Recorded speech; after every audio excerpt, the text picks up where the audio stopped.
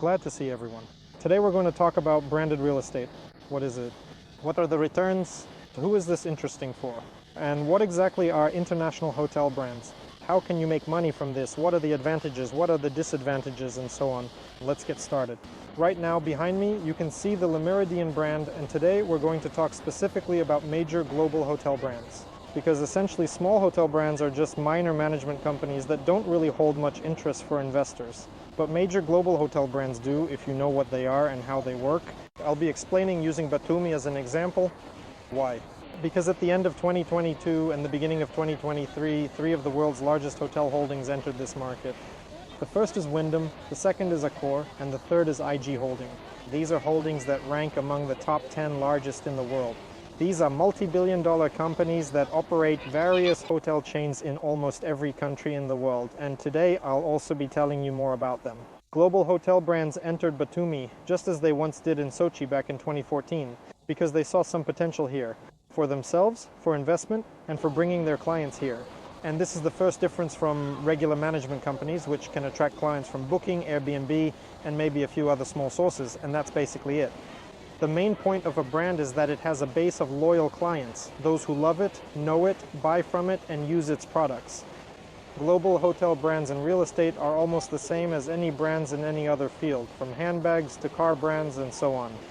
The only difference is that here, these companies create a steady flow of clients based on a clear value proposition for these people.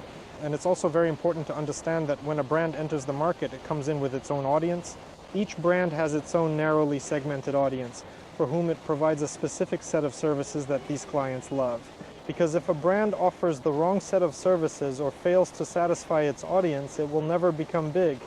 In other words, major global hotel brands became big precisely because they provide the kind of service that their audience really likes. It's important to understand this. The second important difference of global hotel brands is that they can set much higher prices than any other similar smaller management companies. How is that possible? Well, first, as I already mentioned, they have their own client base. And second, these clients are solvent. They are willing to pay extra for the added value that the brand provides. What can we see, for example, in Batumi today? If you take any management company in the off-season, the price range will be about $15 to $30 per day. If you look at any branded company of a major global hotel brand, you'll see that the price there is at least $120 per day. That is, the difference reaches up to 5 times. So a 5-fold difference, that's quite something, isn't it? Because these guys have learned how to create that added value for which they can charge much more. And they charge very well because the occupancy rate for branded hotels in Georgia today is about 60 to 70% per year.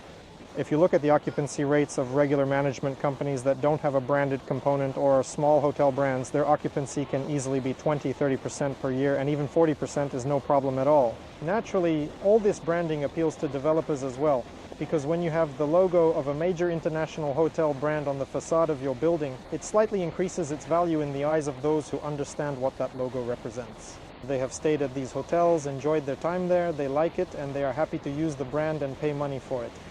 What kinds of arrangements exist between brands and developers? Let's talk about that now. Most global hotel brands enter a property using the following scheme. They purchase a certain portion of the rooms in the entire building. Usually these are the lower floors. They add their own separate block of infrastructure to these lower floors, along with a completely independent management company, which includes specially trained staff, all the standards, everything polished down to the smallest detail. This is very important to understand. Why? Because many developers, especially in Batumi, and I think this isn't just a Georgian thing, it's the same in other countries, really like to present their complex as branded. Why do they do this? In simple terms, let's say the complex has, for example, 1,000 rooms. Out of those 1,000 rooms, 200 are branded and 800 are not branded. So these remaining 800 rooms are very convenient for the developer to sell under the guise of being branded, saying that there is a world-famous hotel brand in the complex and that you will supposedly benefit from this. In reality, in most cases, there is absolutely no profit at all. Why? Because the brand has its own infrastructure. As I mentioned, it is completely separate, and many brands don't even allow outsiders into their infrastructure, not even people from the same building. Sometimes developers negotiate so that people who have bought apartments can use the brand's infrastructure for an additional fee. But often it's not always possible to reach such an agreement. Sometimes the brand operates completely independently from everyone else. The first question you should ask the developer when they say they have some major international hotel brand, be it Hyatt, Crowne Plaza, or any other brand, is, how will this brand treat my unit? What will I get out of it? Will I be getting those branded clients? In other words, will there be a single management company for the entire hotel and so on? But here many developers are also being deceptive. There are examples in Georgia where they claim to have a unified management company, but in reality, the brand has its own separate entrance to the building and people have their own separate entrance. The infrastructure, of course, is accessible only through the brand's entrance. The casino, naturally, is also through the brand's entrance. All the fitness centers, restaurants, cafes, these are all branded. People living in the same building have absolutely no access to any of it, so it's important that you not only have access, but that you have free access. Because if you only get paid access to this infrastructure, right now it costs so much money that it's simply not worth it for you, especially if you plan to use this infrastructure regularly and so on. And if you want the property you buy to be rented out and used, for example, by your tenants, you also need to consider how reasonable it is to pay extra for the infrastructure and how much this increases the rental price for the very people to whom you are renting out the apartment. This is a very important question. The second way of working with brands is when the developer, of course, buys a franchise and you buy a branded unit directly in the hotel from the developer. In that case, you can generally count on branded clients, those very clients who sometimes pay 3 or even 5 times the usual rental price.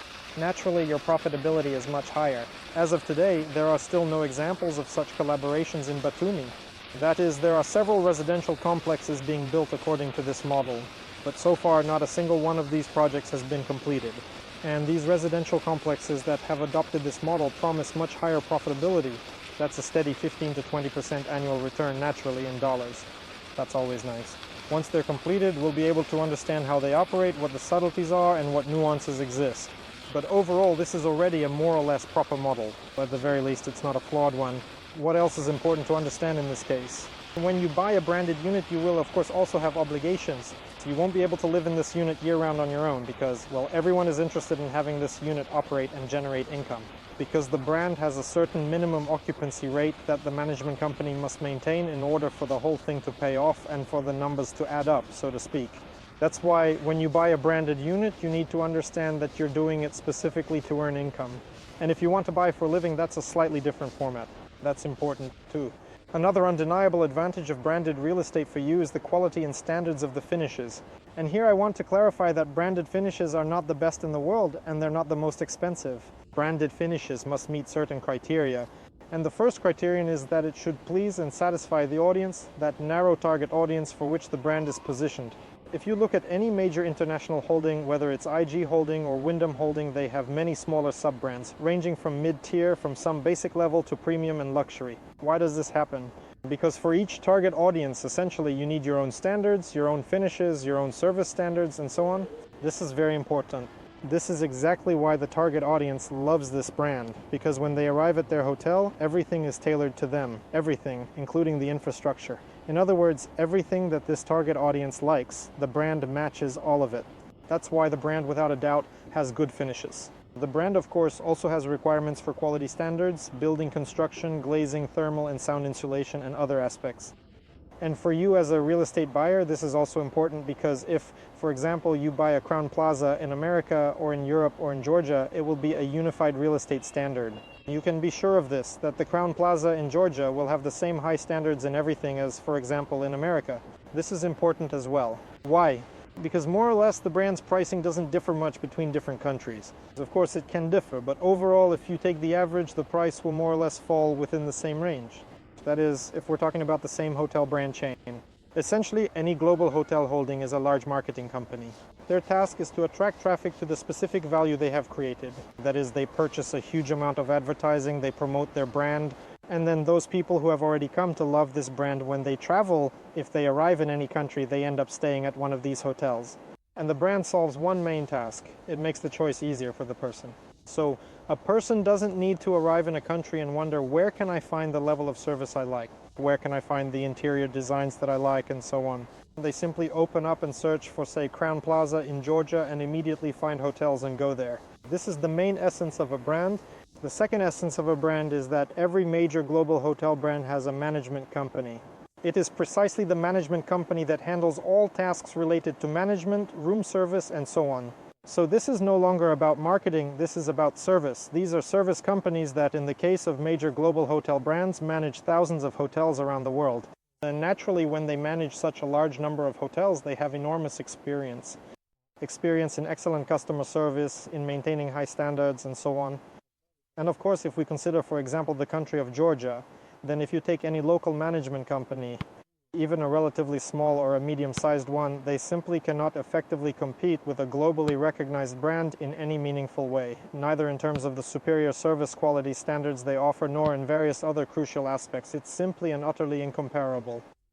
So most of the brands you can see now, including in Batumi, operate according to the first model, where they are present in the building, they own a certain portion of the rooms, but the rest of the people essentially have no connection. Their apartments have nothing to do with the brand, and accordingly attracting clients to the apartments of people who bought real estate in the same building is handled by regular management companies who, of course, do this through Booking.com or rentals, and do it, to put it mildly, rather poorly. But as practice shows, the profitability with almost all management companies here is usually up to 5% per year. This, of course, is net income to the owner. If you take the gross yield, it might be a little higher, but in any case, it will be eaten up by the management company and other expenses. Therefore, a completely reasonable question arises. When a developer tells you that their complex has an international hotel brand, a big brand, and tries in every way to add value because of this, the next question should be as follows. And what does that have to do with me and the property I want to buy from you? As a rule, when you listen to their answers, you'll realize that it has nothing to do with it. In reality, it has absolutely nothing to do with it. And it's very important to understand this. Why? Because many developers here, among others, manage to sell their properties under the guise of a brand, charging $1,000 or even $1,500 more per square meter than what it's actually worth. And people come and buy this property, and then they face questions like, how do I sell it? Right? Because I bought it, I fell for the promises, for, so to speak, all these tricks from the developer. But the secondary market isn't stupid. When you buy a new build, that's one thing, but when a buyer comes after you to purchase your property, they see all these shortcomings and realize that essentially you don't have any infrastructure. And if there is any, it's branded and paid. And that's only if you're even allowed to use it. You don't have any standards. You just have an ordinary management company that doesn't really know how to attract clients or provide proper service, and that's it, nothing more. Yes, there's still a brand in this building, but honestly, it doesn't make any difference at all. So overall, what are the advantages you can get from having a major, say, international hotel brand in your building? Well, at the very least, you'll have a beautiful building because a brand has its standards. It will never move into a building that's poorly constructed or doesn't meet the standards for finishing, design, and everything else. In other words, you get a pretty good, attractive building. Sometimes it's the right location, but keep in mind that a brand can also move into a location that isn't ideal for you. Why is that? Because the brand will fill its rooms anyway. People come and book this hotel not because it's in the perfect location, but because they like and know the brand. That's important. So there are examples here of brands that have entered not very successful locations, and for the brand it's not really a big deal, but for you it can have much more serious consequences and significance. As for the prices of branded real estate, those projects that you can still buy through the second normal scheme, where you purchase a specific branded unit and will enjoy all the benefits, income, and other options. So if you enter a good complex under such a scheme, the prices can be roughly comparable to those of similar non-branded complexes and so on. That is, it's not necessarily the case that a major international hotel brand will be sold to you at a much higher price, especially at the initial stage. At the start, you can buy such products at very attractive and low prices, and it's worth doing so. But in any case, you should do this very carefully and with a full understanding of the concept, details, and nuances, because there really are a lot of them. And here is an example of such a property that you can see. This is the Old Town location, and it's a Hilton. This building that I'm pointing to right now is the actual Hilton building itself. To the left is all of its infrastructure, and below is also part of its infrastructure. And this building on the right is managed by a regular local management company. So what's the main point? Hilton, of course, has everything. They have their own clients who pay them good money. Hilton has a high occupancy rate. But this building, which is in the exact same location right next to it and doesn't even look different from the outside, it doesn't even come close to having what Hilton has, right? So if at Hilton the minimum price per night is at least $120, you can check and see that in the off-season this building only gets $20 to $30 per night. This is very important. And I personally know people to whom this building on the right was sold as if it were Hilton, yes. Because they would come, the building looks similar, so why not sell it as Hilton? It's quite possible. And they do sell it, and people later think, when they see the income statements, I personally saw the receipts of a person who rented here for more than a year, and depending on the year, received exactly 2 to 3% annual yield from such a location. That's why, especially for those people who say you need to buy real estate and that the main thing in real estate is location. So here you go, guys, an amazing location. The Old Town, a beautiful park, all the most picturesque places in Batumi, and a yield of 2 to 3% per year. So in fact, location doesn't decide everything. There are a whole bunch of other factors besides location that matter for those who understand. What can and should be emphasized about global hotel brands is their ability to create added value, and their understanding that if you want to earn well, especially from price growth in a residential complex, and from rentals too, the product you rent out or resell must provide that very added value that others do not offer. Right behind me, as I've already shown you, is the clearest example of this, when the same location, even the same building facade, can have completely different profitability and completely different management. Simply because some people create value, build great infrastructure, deliver excellent service products, and much more. And on the right, there's just an ordinary management company. And when you choose a complex for investment, you absolutely must take these factors into account. A good product that will increase in value must offer a certain added value, something different from the rest. Yes, meaning it should have something special that people are willing to pay extra for again and again. If, for example, you're interested in what projects are available in Batumi, I've pinned a link for you below under this video. Check out the description, click the link, and you'll be taken to the guide 9 most popular investment projects in Batumi. I go over all the pros and cons, so you can read it and find a lot of useful information for yourself. I'd be happy to chat with you.